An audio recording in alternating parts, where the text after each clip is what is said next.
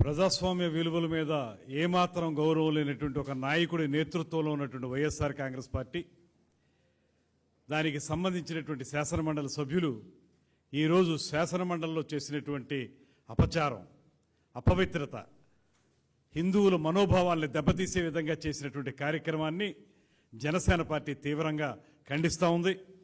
ముఖ్యంగా కలియుగ ప్రత్యక్ష దైవంగా మనం కొలుచుకునేటువంటి వెంకటేశ్వర స్వామి యొక్క చిత్రపటాన్ని పట్టుకుని కాళ్ళకి చెప్పులు వేసుకుని ఆ చిత్రపటాన్ని ఒక ప్లకార్డ్లా వాడుతూ సభలోకి తీసుకురావడం అనేదే చాలా పెద్ద అపచారం.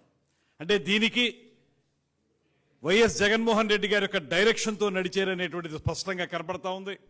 వారందరూ వచ్చి సభలో ప్లకార్డులు ప్రదర్శించినట్లుగా వెంకటేశ్వర స్వామి చిత్రపటాన్ని ప్రదర్శించి ఆ హడావిడి అయిపోయిన తర్వాత తిరిగి వెళుతూ చాలా నిర్లక్ష్యంగా టేబుల్ మీదకి ప్లకార్డులతో పాటు ఆ చిత్రపటాన్ని కూడా విసిరేసినటువంటి సంఘటన కూడా మనం చూస్తాం.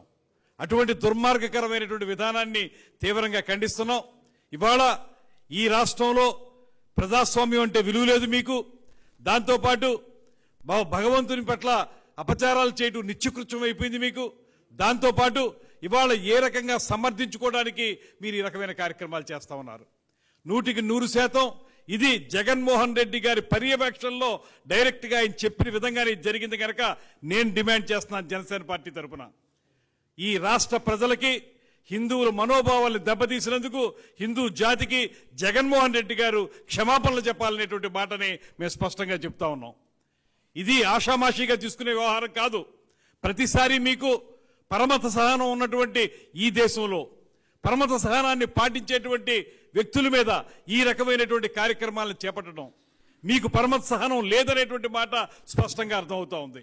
మీ రాజకీయాల కోసం, మీ దుర్మార్గాల కోసం కలియుగ ప్రత్యక్ష దైవం వెంకటేశ్వర స్వామిని వాడుకుంటారా? దీనివల్ల హిందువుల మనోభావాలు ఎంతగా దెబ్బతింటాయి. ప్లకార్డులు పట్టుకురావడమే తప్పు అనేటువంటి సాంప్రదాయం ఉన్నటువంటి ఈ శాసనసభలో కానీ శాసన మండలిలో కానీ సాక్షాత్తు వెంకటేశ్వర స్వామి చిత్రపటాన్ని తీసుకొచ్చి నిర్లక్ష్యంగా విసిరేసి బూట్లతో వచ్చి అపచారం చేసినటువంటి మీ దుర్మార్గాన్ని మాత్రం ఇవాళ రాష్ట్ర ప్రజలందరూ గమనిస్తూ ఉన్నారు. మీరు క్షమాపణలు చెప్పి బేషరతుగా మొత్తం జాతికి క్షమాపణలు చెప్పకపోతే తగిన బుద్ధి మరింతగా అందరూ తెలియజేస్తారనేటువంటి మాటను తెలియజేస్తూ ఖచ్చితంగా దీని మీద యాక్షన్ తీసుకోవాల్సిందిగా చైర్మన్ గారిని కూడా మేము కోరుతా ఉన్నాం. ఇది ఆషామాషిగా వదలొద్దు.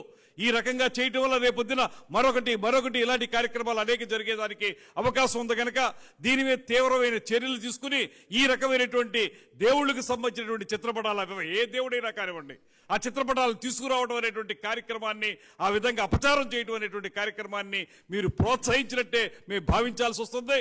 దీని మీద వెంటనే చర్యలు తీసుకోవాల్సిందిగా కోరుతూ వాళ్ళు క్షమాపణలు చెప్పే వరకు మాత్రం ఎవరో కూడా శాంతించరు అనేటువంటి మాటను తెలియజేస్తున్నాను.